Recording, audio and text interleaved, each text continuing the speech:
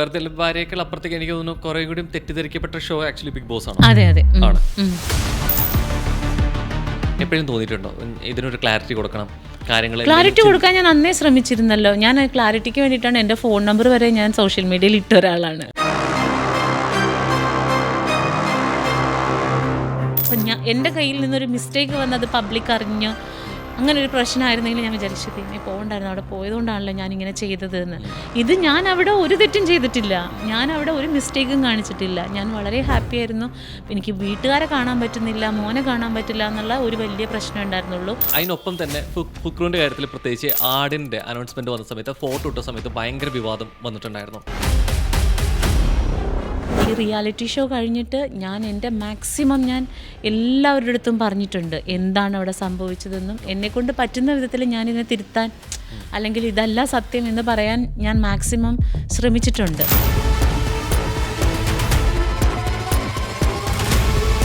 അപ്പോൾ നമ്മൾ വർക്ക് ചെയ്യുന്ന മീഡിയ ആ സ്പേസിലൊന്നും നമ്മുടെ യഥാർത്ഥ മുഖം കാണിക്കേണ്ട കാര്യമില്ലല്ലോ. നമ്മുടെ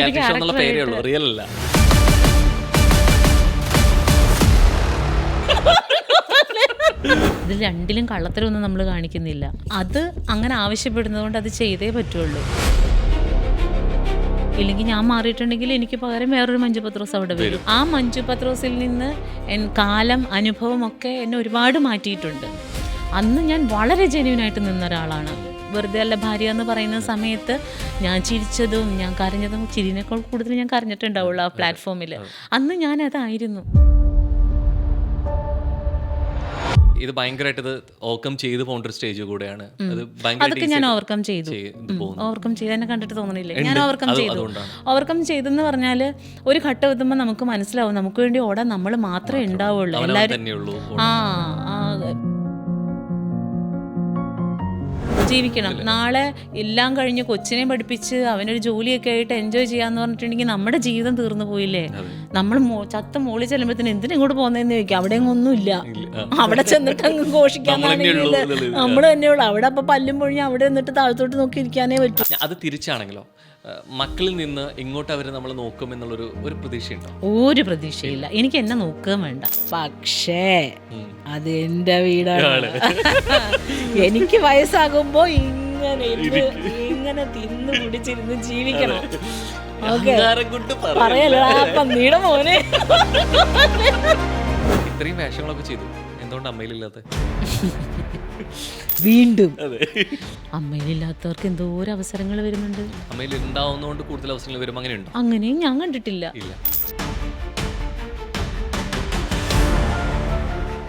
ചക്രത്തിലൂടെയാണ് വന്നെങ്കിലും റിയാലിറ്റി ഷോയിലൂടെയാണ് കുറേ കൂടി അല്ലെ സ്വീകാര്യത കിട്ടിയത്, ഇഷ്ടപ്പെടുത്തിയതൊക്കെ. കുറച്ചുകൂടെ റിയൽ ആയത് റിയാലിറ്റി ഷോയേക്കാൾ അപ്പുറത്തേക്ക് ഇതുപോലെ ഡിജിറ്റൽ പ്ലാറ്റ്ഫോമുകളിലാണെന്ന് പറഞ്ഞാൽ ശരിയാണോ?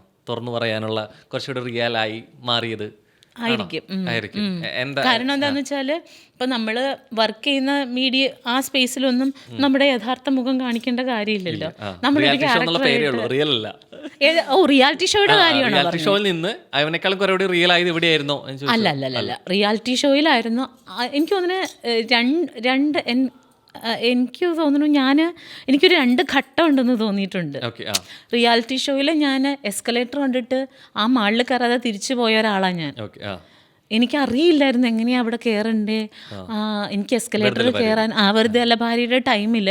ന്യൂക്ലിയസ് മാളിൻ്റെ അവിടെ വന്നിട്ട് ഞാൻ തിരിച്ചു പോയി അവിടെ കയറാതെ. കാരണം എനിക്ക് പരിചയമില്ലാത്ത ഒരു സ്ഥലം, അവിടെ എസ്കലേറ്റർ എന്ന് പറയുന്ന ഇങ്ങനെ തന്നെ അതിൻ്റെ പേര് തന്നെ ഞാൻ അതിന് ശേഷമാണ് പഠിച്ചത്.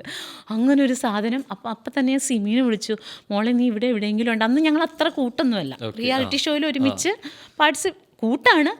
പക്ഷെ ഷോയ്ക്ക് ശേഷം കുറെ കൂടി വീഡിയോസ് ഒക്കെ ചെയ്യാൻ സിമിച്ചിട്ട് കുറെ കൂടി കൂട്ടായിരുന്നു. അതായത് കാലം കുറെ ഇതിന്റെ ഇടയിൽ പോയില്ലേ, അപ്പൊ കുറച്ചും കൂടി ബോണ്ടിങ് ശക്തമാവുമല്ലോ. അപ്പൊ ഈ സമയത്ത് ഞാൻ വിളിച്ചു, സിമി നീ ഇവിടെ എവിടെയെങ്കിലും ഉണ്ടോ? അപ്പൊ എന്താടാ? അപ്പൊ ഞാനിങ്ങനെ തൃപ്പൂണിത്തുറയിൽ വന്ന് ന്യൂക്ലിയസ് മാളിൽ കയറാൻ ഇവിടെ എസ്കലേറ്റർ കണ്ടിട്ട് എനിക്ക് പേടിയാവണമെന്ന് പറഞ്ഞു. അപ്പൊ അവള് പറഞ്ഞു, അയ്യോ ഒന്നും പേടിക്കണ്ട, നീ അങ്ങ് കയറിക്കോ. ഞാൻ പറഞ്ഞു വേണ്ട, എന്നാൽ ഞാൻ തിരിച്ചു പോകാന്ന് പറഞ്ഞു. എടി അവിടെ ലിഫ്റ്റ് ഉണ്ട്, ലിഫ്റ്റിൽ പോവെന്നാന്ന് പറഞ്ഞു. ഞാൻ അവിടെ കയറിയിട്ട് എനിക്ക് എസ്കലേറ്റർ ഉള്ളതുകൊണ്ട് ഞാൻ ലിഫ്റ്റ് ഒന്നും നോക്കിയിട്ട് കാണില്ല. ഞാനെന്തോ അന്യഗ്രഹ ജീവിനെ പോലെ അങ്ങനെ അവിടെ നിന്ന ഒരു കാലഘട്ടം ഉണ്ടായി. കുറെ പേരുണ്ട് ശരിക്കും പേടിയുണ്ട്. നമ്മൾ ഇപ്പോഴും അമ്മമാരൊക്കെ കയറാൻ വേണ്ടി അതെ അതെ. അല്ല, ഞാൻ എൻ്റെ 2 ഘട്ടത്തിനെ കുറിച്ച് പറഞ്ഞതാണ്. ആ മഞ്ജു പത്രോസിൽ നിന്ന് കാലം, അനുഭവം ഒക്കെ എന്നെ ഒരുപാട് മാറ്റിയിട്ടുണ്ട്. അന്ന് ഞാൻ വളരെ ജെന്യൂനായിട്ട് നിന്ന ഒരാളാണ്.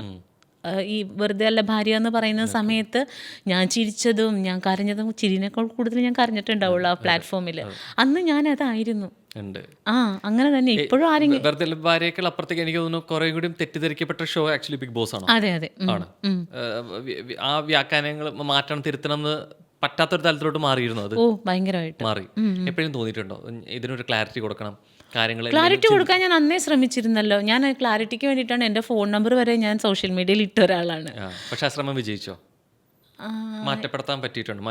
കുറേ പേരൊക്കെ ആ ശ്രമം കൊണ്ട് മാറിയതൊന്നുമല്ല. വീണ്ടും എന്നെ കണ്ട് ഞാൻ അതല്ല എന്ന് തിരിച്ചറിഞ്ഞ് ഒരു ബോധ്യം വന്നിട്ട് മാറിയ ആൾക്കാരേ ഉള്ളൂ. അതല്ലാതെ എനിക്ക് മാറ്റാൻ പറ്റിയിട്ടൊന്നുമില്ല. കുറെ കൂടി ശരിയുണ്ടാവും. ഇപ്പം നമുക്ക് ഒരു ഇത് വന്നു, ആരോപണം കാര്യങ്ങൾ വന്നു. അപ്പം നമ്മൾ ചിലപ്പോൾ തിരുത്താൻ നിൽക്കുമ്പോൾ ചിലപ്പോൾ അത് കൂടുതൽ പ്രശ്നങ്ങളായേക്കാം.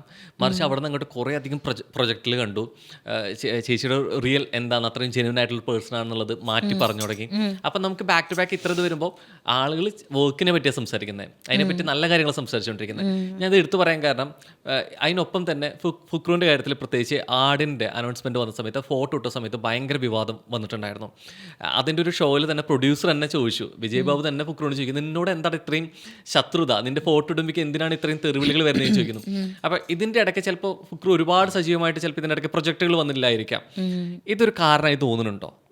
നമുക്ക് മറ്റു കാര്യങ്ങളിൽ ആക്റ്റീവായിട്ട് നിൽക്കുന്ന സമയത്ത് ചിലതൊക്കെ കവറപ്പായി പോവും, അതൊരു റിയാലിറ്റി ആണോ? മറ്റ് എനിക്ക് എൻ്റെ കാര്യം അറിയുള്ളൂ. അവിടുന്ന് ഞാൻ ബാക്ക് ടു നോർമൽ എൻ്റെ പ്രൊജക്റ്റുകളായിട്ട് മുന്നോട്ട് പോയി.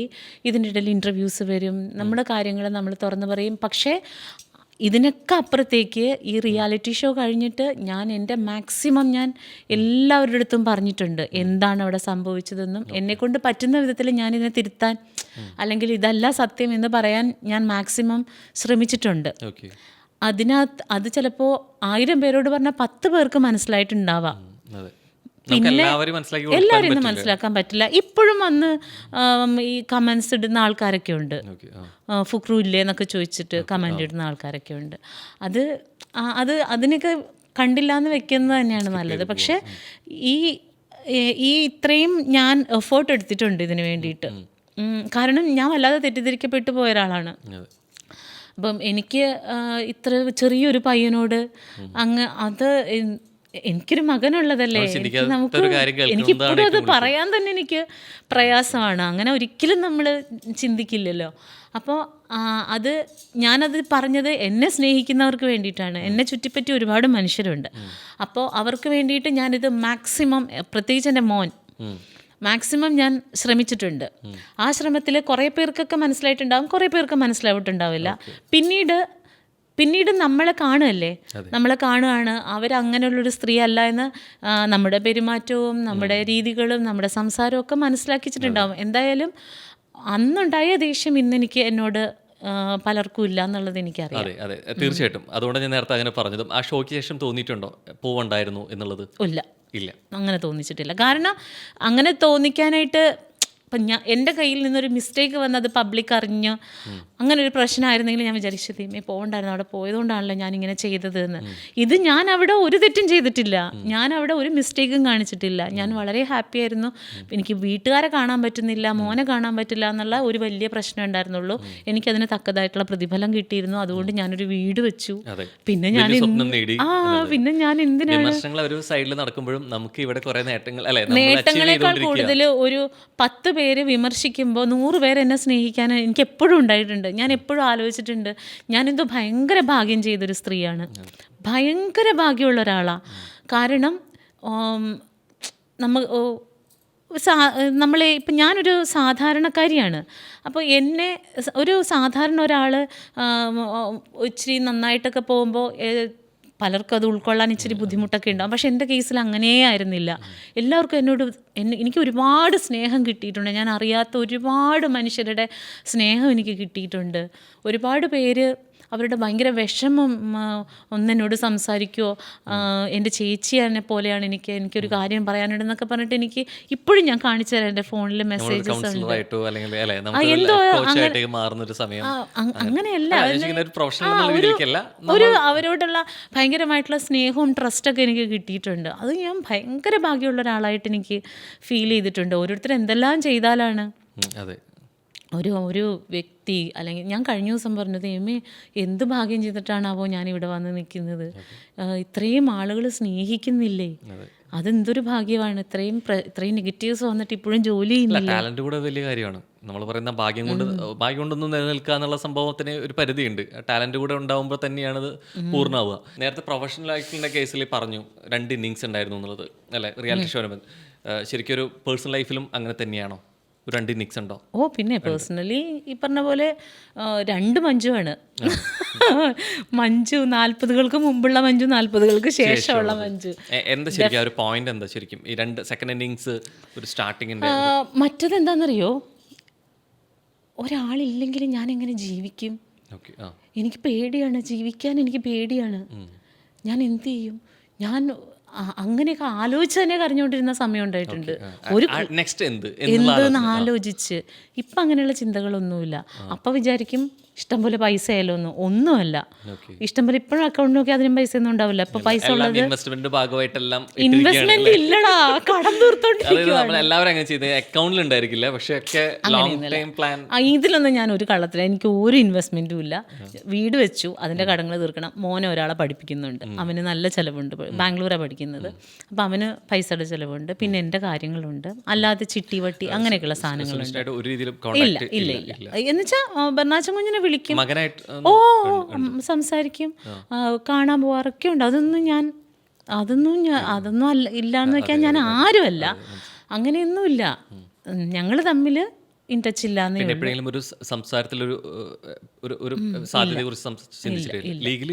ഇല്ല, ലീഗലി ആയിട്ടില്ല. പക്ഷെ ഇത് ഭയങ്കരമായിട്ട് ഇത് ഓവർകം ചെയ്തു പോകേണ്ട ഒരു സ്റ്റേജ് കൂടെയാണ്. അതൊക്കെ ഞാൻ ഓവർകം ചെയ്തു. എന്നെ കണ്ടിട്ട് തോന്നണില്ലേ, ഞാൻ ഓവർകം ചെയ്തെന്ന് പറഞ്ഞാൽ ഒരു ഘട്ടം എത്തുമ്പോൾ നമുക്ക് മനസ്സിലാവും നമുക്ക് വേണ്ടി ഓടാൻ നമ്മൾ മാത്രമേ ഉണ്ടാവുള്ളൂ. എല്ലാവരും ഇപ്പോൾ ഒരു സപ്പോർട്ട് സിസ്റ്റമായിട്ട് എല്ലാവരും ഉണ്ടെങ്കിലും ഞാൻ ചെയ്യേണ്ടത്, എൻ്റെ മകന് വേണ്ടി ഞാൻ ചെയ്യേണ്ടത് ഞാൻ തന്നെ ചെയ്യണ്ടേ. അതിനാരെയും എൻ്റെ മകന് അതാണ് എൻ്റെ മകൻ, എനിക്ക് ആരെയും എൻ്റെ മകനെ നിങ്ങൾ നോക്കുമോ അതൊന്നും പറയാൻ നമുക്ക് പറ്റില്ലല്ലോ. എൻ്റെ മകന് വേണ്ടി ഞാൻ തന്നെ ചെയ്യണം. അവന് സേഫായിട്ട് അവനെ പഠിപ്പിക്കണം, അവനൊരു ജോലിയിലേക്ക് എത്തിക്കണം. അപ്പോൾ അത് വന്നു കഴിഞ്ഞപ്പോൾ ഈ പറയുന്ന പോലെ ഈ ചാഞ്ഞ നമ്മൾ കുറെ കൂടി സ്ട്രോങ് ആയി. സത്യം പറഞ്ഞാൽ അമ്മ എന്നുള്ളതല്ല, അമ്മ മാത്രമല്ല കേട്ടോ, ഞാൻ നന്നായിട്ട് എൻ്റെ ജീവിതം എൻജോയ് ചെയ്യുന്ന ഒരാളാണ്. അതൊന്നും അവന് വേണ്ടിയിട്ട് ഞാൻ ഒന്നും സാക്രിഫൈസ് ചെയ്തിട്ടില്ല. അത് എൻ്റെ മോൻ അങ്ങനത്തെ അത്രയും നല്ല കുട്ടിയാണ്. ഞാൻ ചോദിക്കാനായിരിക്കുന്നത്, പലപ്പോഴും നമ്മൾ പറയാറുണ്ട് മക്കൾക്ക് വേണ്ടി ജീവിക്കുന്ന മാതാപിതാക്കൾ എന്നുള്ളത്. ആ പദപ്രയോഗം തന്നെ ശരിക്കും തെറ്റല്ലേ? തെറ്റാണ്. കാരണം അവനവനോട് വേണ്ടി ജീവിക്കണം. നാളെ എല്ലാം കഴിഞ്ഞ് കൊച്ചിനെ പഠിപ്പിച്ച് അവനൊരു ജോലിയൊക്കെ ആയിട്ട് എൻജോയ് ചെയ്യാന്ന് പറഞ്ഞിട്ടുണ്ടെങ്കിൽ നമ്മുടെ ജീവിതം തീർന്നു പോയില്ലേ.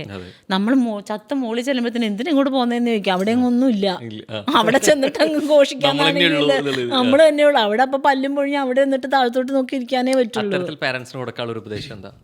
അയ്യോ ഞാൻ എപ്പോഴും പറയും, അത് ഇപ്പം ഇവർ തന്നെ പോകില്ലാത്തതുകൊണ്ട് ഞങ്ങളൊരു ടൂർ കമ്പനി തുടങ്ങി ഇവരെയും കൊണ്ട് പോകലാണ് ഞങ്ങളുടെ ഇപ്പോഴത്തെ പരിപാടി. ഈ തള്ളമാരെയൊക്കെ കൊണ്ടുപോകും. ഞങ്ങൾക്ക് ഒരു 10-15 അമ്മമാരുണ്ട്. ഇതുങ്ങളെല്ലാം എന്നുവെച്ചാൽ എൻ്റെ അമ്മച്ചി, സിമിയുടെ മമ്മി, പിന്നെ കുറേ ആൻറ്റിമാര്. അപ്പം ഇവരുടെ മക്കൾക്കൊക്കെ സ്നേഹമുണ്ട്. അവരൊക്കെ ഭയങ്കര സ്നേഹമുള്ള കുട്ടികളാണ്. പക്ഷെ കൊണ്ടുപോകാൻ സമയമില്ലല്ലോ. അപ്പോൾ അതുകൊണ്ട് ഞങ്ങൾക്ക് സമയം, എന്തായാലും ഞങ്ങളുടെ പാരൻസിനെ കൊണ്ടുപോകണം. അവർക്ക് വേറെ ആരും ഇല്ലല്ലോ ഇപ്പോൾ. അതുകൊണ്ട് ഇവരെയും കൂട്ടും. അപ്പം ഞങ്ങളൊരു വണ്ടിയൊക്കെ വിളിച്ച് കഴിഞ്ഞ പ്രാവശ്യം. നമ്മൾ മക്കൾക്ക് വേണ്ടി ജീവിക്കേണ്ടെന്ന് പറയുമ്പോഴും നമ്മൾ പാരൻസിന് വേണ്ടി ഇപ്പോഴും ജീവിക്കുന്നുണ്ട്. അത് നമ്മുടെ ഒന്നും ഒഴിവാക്കിയിട്ടല്ല, മാറ്റി നിർത്തിയിടുന്നതല്ല. പക്ഷെ അതിലൊരു സുഖമുണ്ട്, അതിനൊരു തൃപ്തിയുണ്ട്.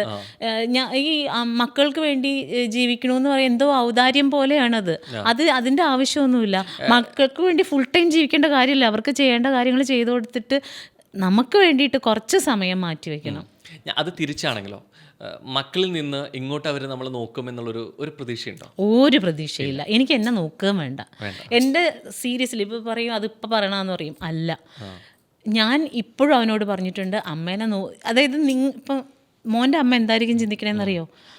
ഓ, അവൻ നമ്മുടെ മുമ്പിൽ ഒന്ന് കൈനീട്ടാതെ അവൻ സേഫായിട്ട് ജീവിക്കുന്നുണ്ടല്ലോ, അത് തന്നെയാണ് എല്ലാ പാരൻസിനും സന്തോഷം.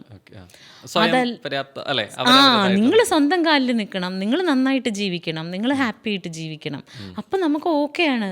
ഇപ്പോൾ എനിക്ക് എൻ്റെ കയ്യിൽ ഒന്നും ഇല്ലെങ്കിൽ എനിക്ക് എന്തെങ്കിലും തന്നാൽ സന്തോഷം, ഇല്ലെങ്കിലും ഞങ്ങൾ ജീവിക്കും. ഞാൻ ബെർണാച്ചനോട് പറഞ്ഞിട്ടുണ്ട്, ഒരു വീട് അവിടെ ഉണ്ട്, ആ വീട് നീ ഇപ്പൊ നോക്കണ്ട, തരാ ഞാൻ, എനിക്കൊന്നും ഇല്ലെങ്കിൽ ഞാൻ തരൂല. വീട് പണിയാനുള്ള ഒരു ബുദ്ധിമുട്ടിനെ കുറിച്ച് ആലോചിച്ച് വിഷമിക്കണ്ട, ഭംഗിയുള്ള ഒരു വീട് അവിടെ ഉണ്ട്, നീ എന്തായാലും തെരുവിൽ കിടക്കേണ്ടി വരൂല. പക്ഷേ അത് എൻ്റെ വീടാണ്. എനിക്ക് വയസ്സാകുമ്പോ ഇങ്ങനെ തിന്നു കുടിച്ചിരുന്ന് ജീവിക്കണം. ഓക്കെ, പറയല്ലോ പന്നീടെ മോനെ. എന്തായാലും ഞാൻ പറയും. അതിന്റെ ഒരു സുഖം എത്രത്തോളമാണ്. കാരണം വീട് എത്രത്തോളം സ്വപ്നം കണ്ട ഒരാൾ ഒരു ജീവിതത്തിലെ നല്ല സമയങ്ങളിൽ മുഴുവൻ കഷ്ടപ്പെട്ടുണ്ടാക്കിയിട്ടുള്ള ഒരു വീട്ടിൽ നിൽക്കുമ്പോൾ ഇപ്പോഴും കുറേ കോൺസെപ്റ്റ് പറയുന്നവരുണ്ട്.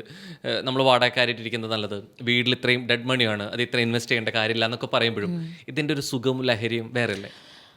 അതൊക്കെ ഉറപ്പാണ്. കാരണം ഇപ്പോഴും ഞാൻ വീട്ടിൽ പോയി, ഇന്നും ഞാൻ വീട്ടിൽ പോയി അവിടെ ഇച്ചിരി എല്ലാ ദിവസവും ഇവിടെ ഉള്ളപ്പോൾ രാത്രി അവിടെ പോയി കിടന്നുറങ്ങും. അപ്പോൾ ഇങ്ങനെ ആ ഹോളിൽ കിടന്നിങ്ങനെ മേളിലോട്ട് നോക്കുമ്പോൾ ഒരു സന്തോഷം, ചോര തെറിച്ച് അവിടെ ഇങ്ങനെ ഇരിക്കല്ലേ നമ്മുടെ. അപ്പം അത് കാണുമ്പോൾ ഭയങ്കര പ്രൗഡാണ്. വീടിൻ്റെ മുറ്റത്ത് നിന്ന് നോക്കുമ്പോൾ ഇത് ഞാൻ വെച്ച വീടാണോ എന്ന് ചോദിക്കും. ചിലവർ പുറത്തിറങ്ങുമ്പോഴത്തേനും മഞ്ജു വീട് അടിപൊളിയായിരുന്നു കേട്ടോ, ഞങ്ങൾ വീഡിയോകളൊക്കെ കാണാറുണ്ട്, മഞ്ജുവിൻ്റെ വീട് ഒറ്റയ്ക്ക് വെച്ചതാണോ എന്ന് ചോദിക്കും. അപ്പം ഞാൻ പറയും ഒറ്റയ്ക്ക് വെച്ച. അത് പറയാൻ എനിക്ക് ഒരു സങ്കോചം തോന്നാറില്ല. നേരത്തെ മീഡിയക്കാരുടെ സൈഡിൽ നിന്ന് ചോദ്യം വന്നില്ലെങ്കിലും ആൾക്കാർ വീടിനെ പറ്റി ചോദിക്കുമ്പോൾ ഈ ചോദ്യം വന്നിരുന്നെങ്കിൽ ആഗ്രഹിക്കില്ല, ഒറ്റയ്ക്ക് വെച്ചാണോ ചോദിച്ചോ. ഞാൻ ഈ നേരത്തെ വേഷങ്ങളുടെ കേസ് പറഞ്ഞപ്പോഴാണ് മെയിൻലി നിന്നുള്ള രീതിയിലേക്ക് സീരിയൽ വരുന്ന സമയത്ത് ഈ നൈറ്റ് ഇടുക അല്ലെങ്കിൽ ആ വേഷത്തെക്കുറിച്ച് ഭയങ്കരമായിട്ട് ഈ പരാമർശ സംഭവം കേട്ടിട്ടുണ്ട്. നമ്മൾ പിൽക്കാലത്ത് വന്നിട്ട് ഭയങ്കരമായിട്ട് ഒരുങ്ങി ഓർണമെന്റ്സോട് കൂടിയിട്ട് വരെ ബെഡ്റൂമിൽ അങ്ങനെ ഉണ്ടോ എന്നുള്ള രീതിയിലേക്ക് ഇപ്പുറത്തെ വശം കേട്ടിട്ടുണ്ട്. ഈ സീരിയൽ വേഷങ്ങളോട് എങ്ങനെയാ പൊതുവെ? ഞാനിത് രണ്ടും ചെയ്തിട്ടുണ്ട്. ഞാനിപ്പോൾ അളിയൻസ് കഴിഞ്ഞ 7-8 വർഷമായിട്ട് ചെയ്യുന്ന 2016 ലാസ്റ്റ് തുടങ്ങിയ പ്രോഗ്രാമാണ്. അപ്പോൾ അതിനകത്ത് മുടി പോലും കെട്ടണ്ട, മുടി ഇങ്ങനെയായിരിക്കും മിക്കവാറും, ഇങ്ങനെ കിട്ടും, കണ്ണാടി ഒന്നും നോക്കൂല, ഒരു പൊട്ട് കുത്തും, അറിയാൻ പാടില്ലാത്ത വിധത്തിൽ ഒരു ചെറിയ ലിപ്സ്റ്റിക് ഇടും, കണ്ണെഴുതും, ഇത് മാത്രമേ ഉള്ളൂ അതിനകത്ത്. അപ്പം അതുകൊണ്ടിട്ട് മുടിയൊക്കെ ഇങ്ങനെ കട്ട് ചെയ്യാൻ തലൊക്കെ വഴക്ക് പറയും സാറ്. ഇവിടെയൊക്കെ ഇങ്ങനെ വെട്ടിയൊക്കെ ഇടണമെന്നൊക്കെ ആഗ്രഹമൊക്കെ ഉണ്ട് എനിക്ക്, ഇവിടെ 2 മൂക്കൊക്കെ കുത്തണമെന്നൊക്കെ ഉണ്ട്. പക്ഷെ ഒന്നും ചെയ്യാൻ പറ്റില്ല, അളിയൻസിന് വേണ്ടി ഞാൻ എന്നെ ഡെഡിക്കേറ്റ് ചെയ്തേക്കുവാണ്. അപ്പം അതുകൊണ്ട് അതൊന്നും ചെയ്യാൻ പറ്റില്ല. അപ്പം അത് ഭയങ്കര നാച്ചുറലാണ്.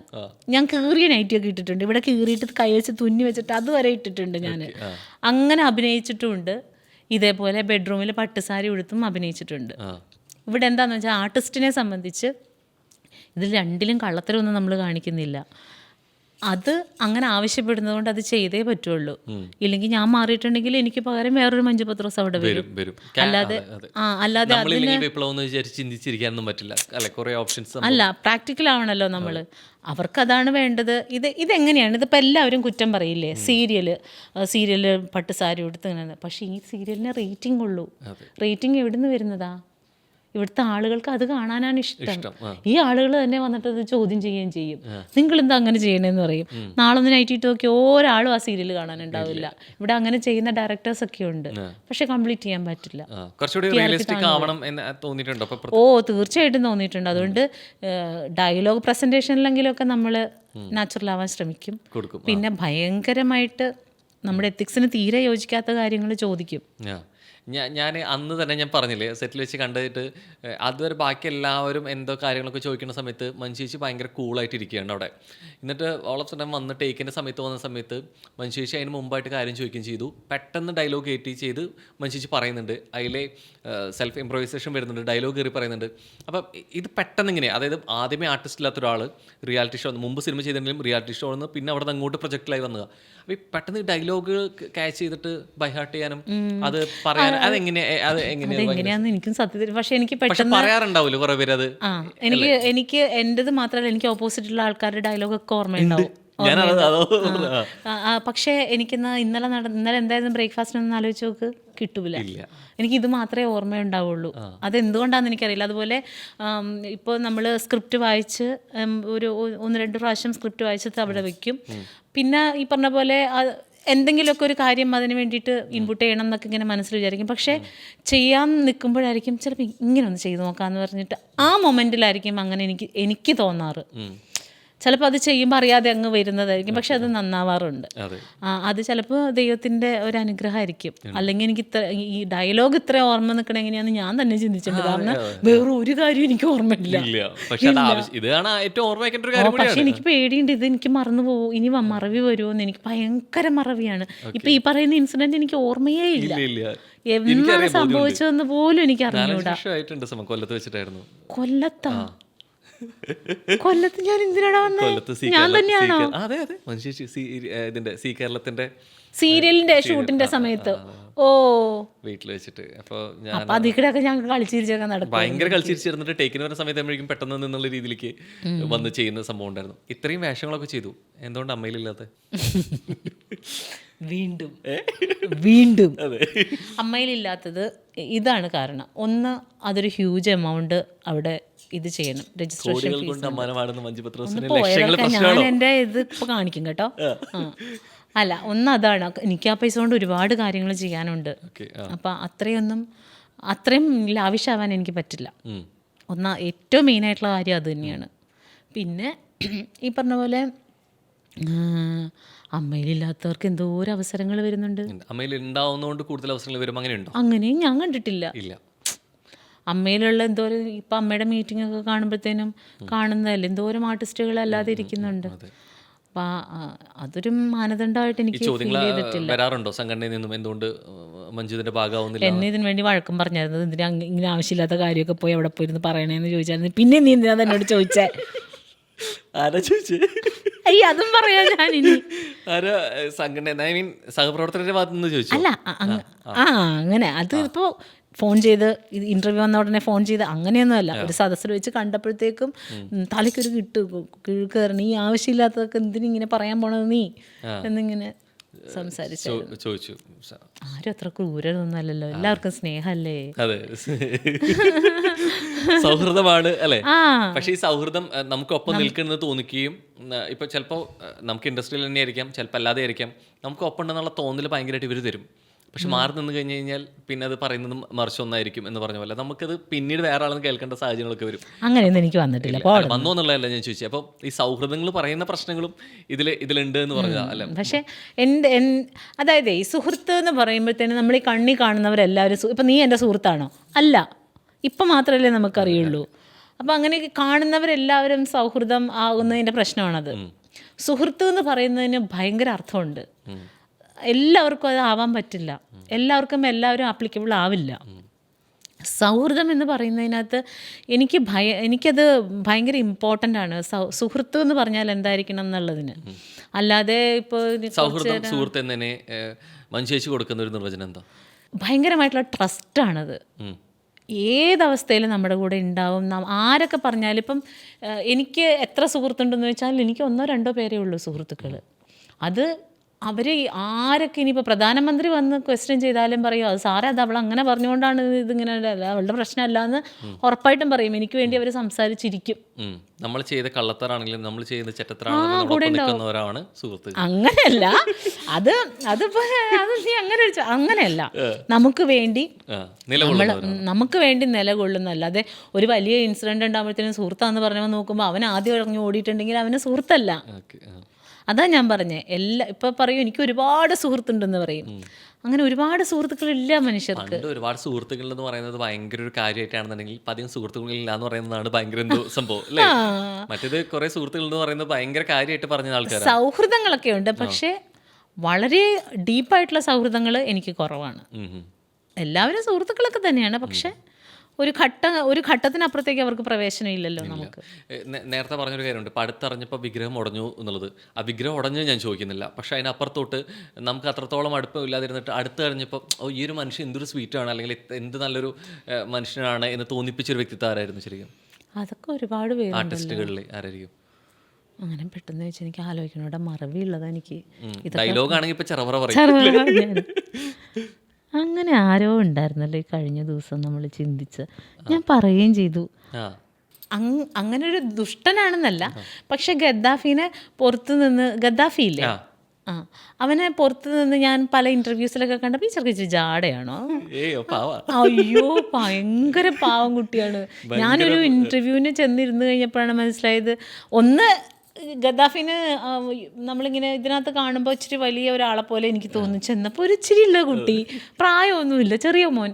അപ്പോൾ ഇവനിങ്ങനെ ഇവനങ്ങ് എൻജോയ് ചെയ്യുന്ന കാണുമ്പോഴില്ലേ നമുക്ക് ഭയങ്കര, എനിക്കിങ്ങനെ അവനെ കണ്ടിരിക്കാൻ നല്ല രസമായിരുന്നു. ഭയങ്കര പാവമാണ്. അവൻ്റെ വീട്ടുകാരൊക്കെ ഭയങ്കര സ്നേഹമാണ്, എപ്പോഴും വിളിക്കും ചേച്ചി വായോ, വീട്ടിൽ വായോ, അമ്മയ്ക്ക് ഭയങ്കര ഇഷ്ടമാണ്, അച്ഛന് ഭയങ്കര ഇഷ്ടമാണ്. ഞാനിടയ്ക്ക് വീട്ടിൽ അവൻ വിളിക്കുമ്പോഴത്തേക്കും അച്ഛനമ്മയ്ക്ക് ഉണ്ടെങ്കിൽ സംസാരിക്കാറുമുണ്ട്. അപ്പോൾ കഴിഞ്ഞ ദിവസം വിളിച്ചിട്ടുണ്ടായി, ചേച്ചിയായിരുന്നു എൻ്റെ ആദ്യത്തെ, എൻ്റെ ഇതിന് വേണ്ടിയിട്ട് ആദ്യമായിട്ട് അവൻ ചാനൽ തുടങ്ങിയ സമയത്ത് എൻ്റെ ചാനലിൻ്റെ ഫോളോവേഴ്സിനൊന്നും നോക്കാതെ ചേച്ചിയാണ് വന്നത്, നമ്മുടെ ചാനലിന് ഇപ്പോൾ 1 ലക്ഷം ഫോളോവേഴ്സ് ആയി ചേച്ചി എന്നൊക്കെ പറഞ്ഞു. അപ്പം ഞാൻ ഓർക്കുവാണ്, ഒരാളെ നമ്മൾ അറിയാതെ, അവനെ എനിക്ക് ഒട്ടും അറിയാതെ തന്നെ ജസ്റ്റ് ഫോണിൽ കണ്ടതിൻ്റെ പേരിൽ ഞാൻ അങ്ങനെ എൻ്റെ മൈൻഡ് സെറ്റ് അങ്ങനെയായിരുന്നു. പക്ഷെ അങ്ങനെയുള്ള ഒരുപാട് അനുഭവങ്ങളുണ്ട് കേട്ടോ എനിക്ക്. മുൻവിധിയോട് കൂടി അല്ലെ കാണാതിരിക്കുക. കാരണം ഇപ്പൊ എന്നെ അങ്ങനെ പറയാറുണ്ട്, എന്നെ കാണുമ്പോൾ പറയും മഞ്ജു ചേച്ചി ഭയങ്കര ജാടയാണ്, ദേഷ്യക്കാരിയാണെന്നൊക്കെ തോന്നും, പക്ഷെ സംസാരിക്കുമ്പോൾ ഭയങ്കര പാവാണെന്ന് മനസ്സിലാവുമെന്ന് പറയും. അത് നിനക്ക് പറഞ്ഞൂടെ മോനെ? ഞാൻ എത്ര പ്രാവശ്യം പുകഴ്ത്തി, ഞാൻ അങ്ങനെയല്ല, 70% പുകഴ്ത്തി. അല്ല ഇതിപ്പോ പറ, ചേച്ചിനെ കണ്ടപ്പോ ആദ്യമേ ഞാൻ പാവാന്നുള്ളത് അറിയാലോ. Okay yes. അപ്പോൾ നേട്ടങ്ങൾ ഒരുപാട് ഉണ്ടായിട്ടുണ്ട്. വീട്, കാറ്, മികച്ച വേഷങ്ങൾ, സിനിമകൾ, സീരിയലുകൾ. ഏറ്റവും ഒടുവിൽ, സംഭാഷണത്തിന്റെ ഏറ്റവും ഒടുവിൽ ചോദിക്കുകയാണ്, ഏറ്റവും മികച്ച നേട്ടം എന്ന് പറയുന്നത് ഒരു നേട്ടവും കൂടി ഉണ്ട്, അത് എനിക്ക് പറയാതിരിക്കാൻ വയ്യ. അല്ല, അത് ഭയങ്കര നിസ്സാരമായിട്ട് നിങ്ങൾക്ക് തോന്നും, പക്ഷെ അങ്ങനെയല്ല.